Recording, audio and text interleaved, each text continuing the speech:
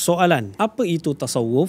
Tasawuf ialah proses penyucian hati dan istiqamah dalam beramal dengan segala tuntutan Allah Subhanahu wa taala yang berpandukan amalan Rasulullah sallallahu alaihi wasallam. Apakah kepentingan tasawuf bagi seorang muslim? 1. Tasawuf merupakan antara tuntutan yang paling penting dalam agama Islam. Ianya juga termasuk dalam kategori fardu ain. Ia adalah kewajipan yang paling utama yang diperintahkan oleh Allah Subhanahu wa taala. Hikmah diutuskan Rasulullah sallallahu alaihi wasallam kepada kita adalah untuk menyucikan diri, membersihkan hati daripada akhlak yang tercela serta menghiasi diri dengan akhlak mulia. 2. Antara dalil-dalilnya ialah Allah Subhanahu wa taala berfirman, laqad manallahu 'alal mu'minin idz ba'atha fihim rasulan min anfusihim yatlu 'alaihim ayatihi wa yuzakkihim wa yu'allimuhumul kitaba wal hikmah wa in kanu min qablu lafi dhalalin mubin. Maksudnya sesungguhnya Allah telah mengurniakan nikmat yang besar kepada orang-orang mukmin ketika Dia mengutuskan kepada mereka seorang rasul dari kalangan mereka sendiri yang membacakan mereka ayat-ayat sucinya, menyucikan diri mereka dan mengajarkan kepada mereka Alkitab dan Al-Hikmah. Sesungguhnya sebelum itu mereka berada dalam kesesatan yang nyata. Firman Allah di dalam ayat yang lain, وَذَرُوا ظَاهِرَ الْإِثْمِ وَبَاطِنَهُ. Maksudnya, dan tinggalkanlah dosa yang zahir dan yang tersembunyi. Firman Allah Ta'ala,